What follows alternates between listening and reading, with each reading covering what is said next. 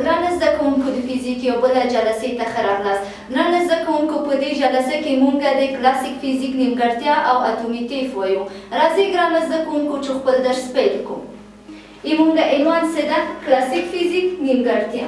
ګرانو زده کوونکو هر علم چې رامنځته کیږي خپله نیمګړتیا لري، خو هغوی په نیمګړتیا باندې علما کار کړی ده. ګرانو زده کوونکو همدارنګه کلاسیک فزیک نیمګړتیا دا و چې د ګرمو جسمونو د وړانګو له امله د ګرمو جسمونو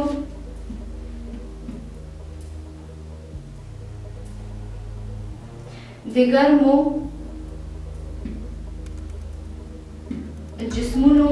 وړانګو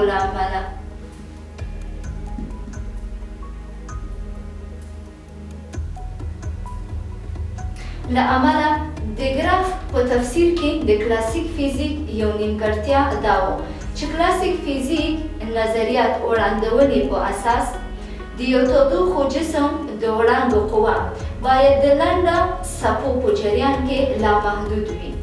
په داسې حال کې چې تجربې دقیقاً ښودلی برعکس د وړانګو د څپو په جریان کې د وړانګې قوه د صفر په لور روانه ده. دا نیمګړتیا تر هغه وخته پورې حل شو، یعنی حل شوی نه و چې ماکس پلانک یو عالم و د ماکس پلانک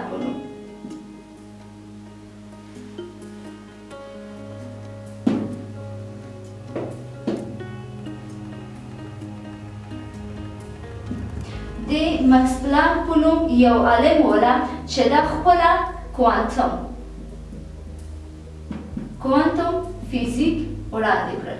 کله چې ماکس پلانک خپله کوانتم فزیک وړاندې کړله او د کوانتم فزیک د وړاندې کولو نه وروسته د انشتین لخوا، انشتین یو بله عالم ده، انشتین لخوا تایید شوله. کله چې تایید شوله په کلاسیک فزیک کې دا نیمګړتیا له منځه لاړله او تر اوسه پورې موږ په کلاسیک فزیک کې نیمګړتیا سیدي ټوله له منځه تللی ده او کلاسیک فزیک یعنې بېغیر له نیمګړتیا څخه ده او دا هغه وخت ترسره شو یا له منځه لاړله کله چې ماکس پلانک دا هم د فزیک یو عالم ده چې خپله کوانتم فزیک وړاندې کړله او انشتین هم یو عالم ده چې د ماکس پلانک کوانتم فزیک مطالعه کړله او پوه شوله چې یعنې کلاسیک فزیک نیمګړتیا په کوم ځای کې ده هغه له منځه ویوړله او کلاسیک فزیک نیمګړتیا له منځه لاړله. ګرانو زده کوونکو زموږ بله عنوان څه ده؟ اتومي طیف.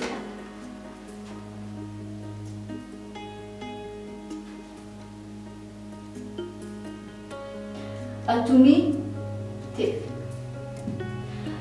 ګرانو زده کوونکو د لومړي ځل لپاره د لمر وړانګې د یو عالم په واسطه چې نیوټن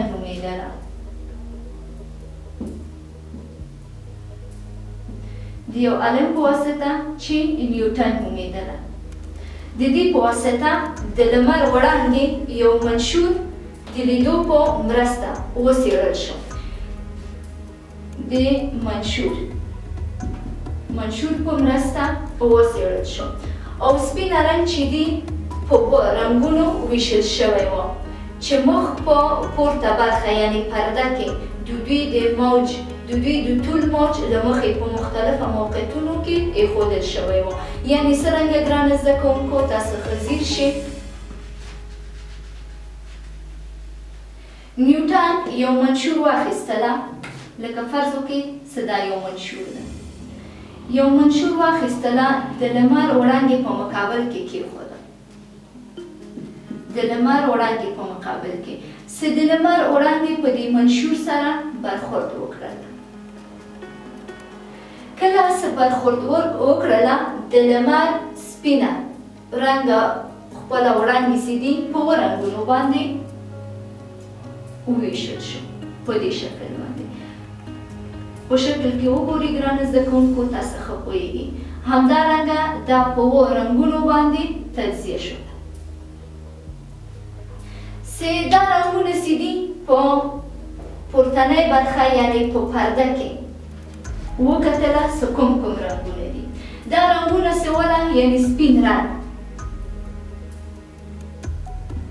سپین رنګ چې دي دا په قرمز رنګ باندې قرمز رنګ باندې تجزیه شوله، همدارنګه نارنجي رنګ باندې تجزیه شوله. دریم سیدی زیړ رنګ و. څلورم رنګ یې تجزیه شوله شین وله. همدارنګه پنځم رنګ باندې تجزیه شوله، هغه سیدی آبی رنګ وله. شپږم رنګ یې نیلي وله. اووم رنګ یې بنفش وله.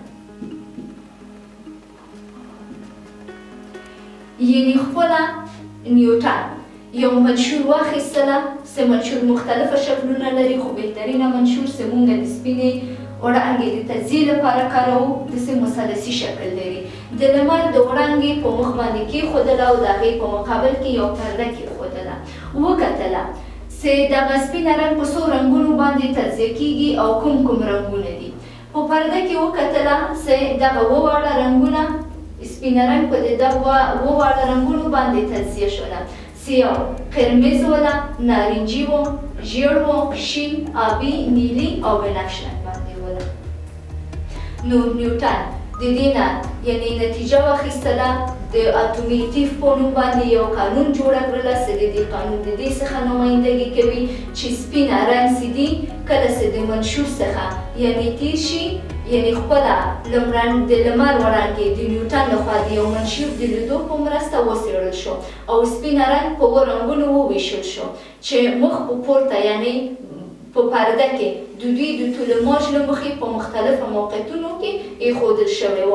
خو منظمه توګه چې موږ کله چې یو منشور د لمر وړانګې لخوا کیږدو او کوم رنګونو باندې چې تجزیه کیږي په سترګو باندې دقیقه لیدل کیږي، قرمزي، نارنجي، ژیړ، شین، آبي، نیلي او بنفش رنګ ده. ګرانه زده کوونکو، دا و زموږ د فزیک نننۍ جلسه. تر بله جلسې پورې چې زه ستاسو په خدمت کې حاضرېږم، تاسو الله پاک ته سپارم. خو وخت د خدای